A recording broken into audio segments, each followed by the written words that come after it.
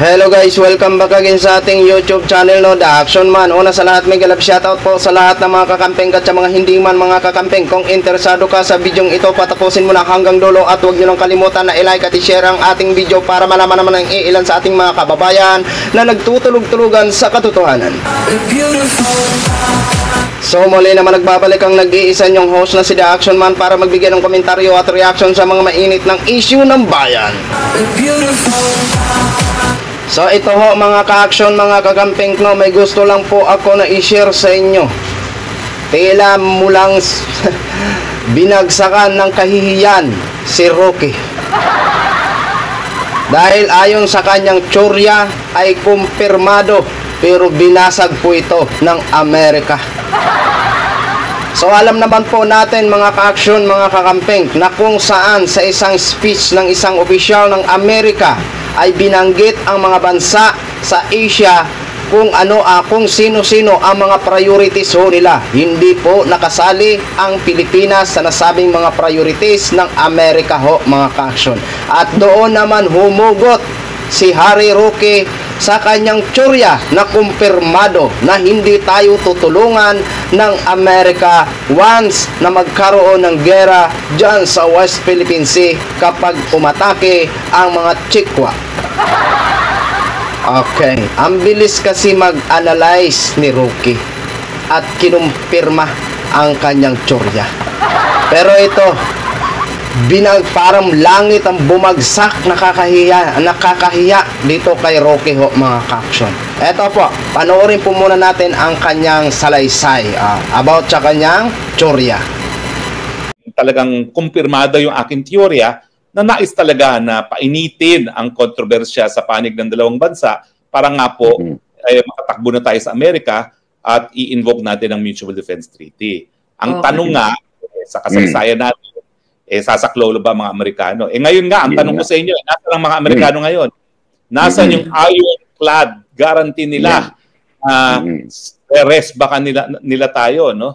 So, ang akin lang, talagang dapat yung mga sa tingin na, yung mga naniniwala na rest baka mga Amerikano, unang-una, hindi ganun kadali ang mga Amerikano para sumaklolo sa atin. Kinakailangan dumaan yan sa kongreso nila kung sila ay makikipagdigmaan. Pangalawa, siyempre, aatupagin nila yung pang-nasyonal na interest na nila, no? At ang katotohanan, pinakamalaking trading partner at pinakamalaking pinagkakautangan nila ng China. At kung magkakaroon ng gera sa panig ng Amerika at ng China, napakalaki ng mawawala sa isa't isa kasi lahat yung mga assets nasa kanilang mga teritoryo, mafi-freeze yan lahat, no, as a consequence of warfare. So sa akin po, hindi ako naniniwala na sasaklolo ang Amerika sa atin. So yun na ho mga ka-action, mga kakamping, no? Yun ang kanyang nagiging tsorya at kumpirmado na hindi tutulungan tayo ng Amerika. Sigurado ka ba, Roque? Sigurado ka ba, Harry Roque? Tinatanong kita kung sigurado ka. Alright, matapos nga po ang matinding pangyayari sa latest na pangyayari dyan sa West Philippine Sea, sa pambobomba ng mga China sa ating mga Philippine Coast Guard na kung saan may mga 3 na injury at yung pagpapalipad nila ng helicopter doon sa Sandy Cay na kung saan nga po 50 feet lang ang layo mula sa lupa ay nagliparan nga po ang mga nasabing corals. At may mga na-injured naman tayo na mga kababayan doon, mga ka-action, mga kakampeng.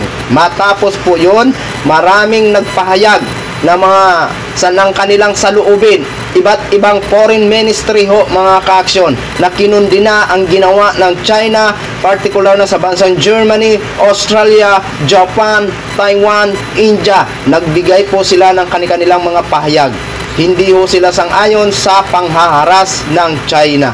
Mabuti pa nga po ang mga ibang banyaga, nagkaroon pa sila ng concern o malasakit sa ating sariling bakuran. Pero ang ating isang opisyal na Vice President pa ng Pilipinas, wala man lang ka-concern. Yun po ha, ano na po natin ha, kung sinasabi ni Pulong Duterte ay hindi daw yan trabaho ng Vice President o DepEd Secretary, pero nasaan po ang concern sa pagmamahal ng Pilipinas? Kung ang ibang banyaga nga po ay nakakaramdam ng malasakit dyan sa West Philippine Sea, si Sara Duterte pa kaya? Diba? Bilang isang pangalawang ina ng Pilipinas, walang pagmamahal si Sara sa sarili nating atin. No? Klarong-klaro po ito mga ka-action, mga kakamping. Wala siyang ka-concern. Wala siyang pakialam kung anong ginagawa ng China dyan sa West Philippine Sea. Yan ang katotohanan.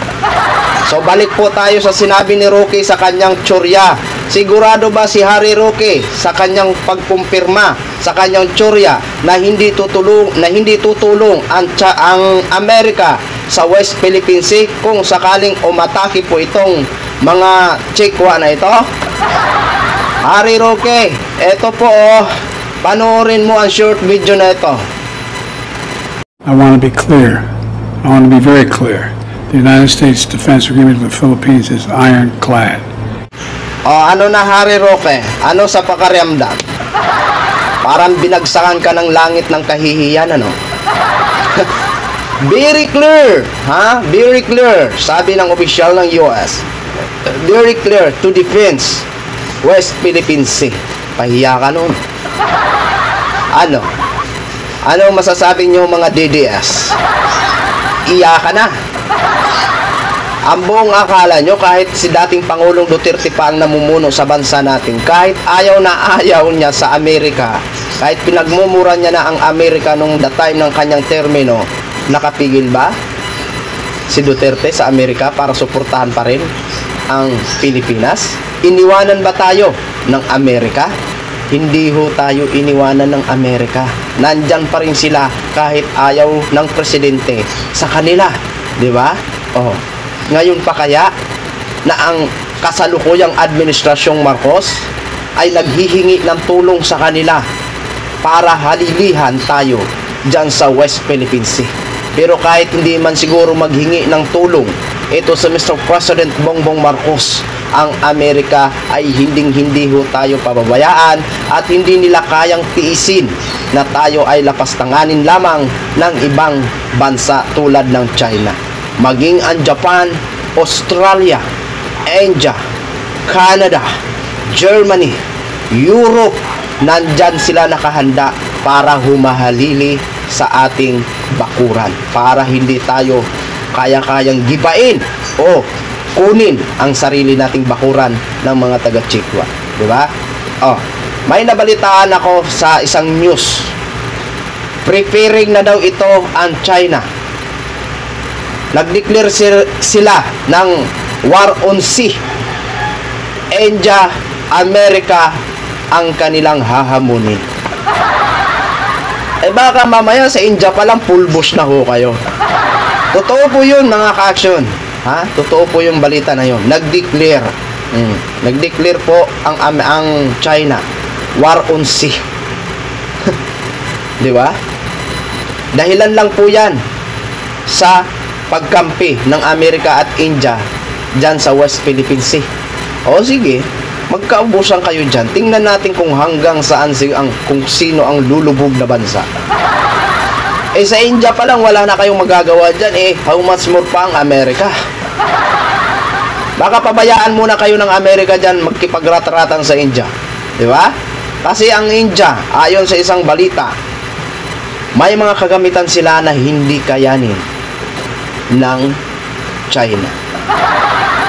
Maliit nga po na bansa ang Taiwan, hindi nga nila makuha-kuha. Pilit nilang kinukuha pero hindi sinusuko ng presidente ng Taiwan. Sus, Maria Joseph. Ngayon, Harry Roque, yung kasinungalingan mo na pinagkakalat, itinuwid ko na. Wag na wag ho kayong maniwala dyan mga ka-action, mga kakamping at sa mga bashers ko. Ayan po pinakita ko na po sa inyong resibo na walang katotohanan ang sinasabi ni Roque na hindi tayo tutulungan ng Amerika. So yun lang ho mga ka-action, mga kakamping, no? Din-share ko lang ho sa inyo. Maraming salamat po sa ating mga viewers, Luzon, Visayas at Mindanao all over the world. Ako po ang inyong lingkod, si The Action Man. Have a good day, everyone. Beautiful.